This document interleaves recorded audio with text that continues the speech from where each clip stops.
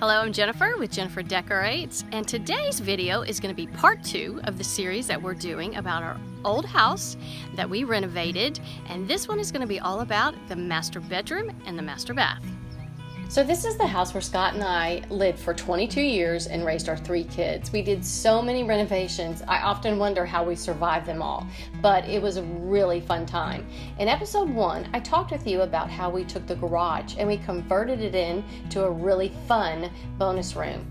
We also used some of the garage space and made a larger master bathroom for Scott and I.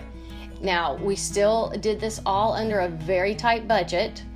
But what I did was I added a lot of white in the bathroom because it was going to be so small. So the floors were white. We did beadboard on the walls that we used white, and also the tile around the bathtub was white. As you can tell, in the bathroom design, I tried to use a lot of things that reflect light, whether it was the lighting itself or mirrors or wall decor that had a little bit of mirror around it, anything to help this space look a little bit bigger. And you guys have to remember, we were a young family working on a very tight budget, but we utilized every bit of space in this bathroom. So this is a photo of the master bedroom. That was actually a photo of the house when it was listed. I did my magic, and okay, I know what you're thinking, but it was the 90s. Hopefully things did get a little bit better. This room was really small, and when we added the master bathroom, it kind of made the room a little bit even smaller because of the doorway leading to it. We tried to lighten it by the paint, which you guys will ask me, I love Revere pewter. Here is where I do not know what they were thinking. They put 3 closets on one wall. So we closed one closet off and placed our armoire in the front. This armoire I painted several different colors through the years, but it housed our TV.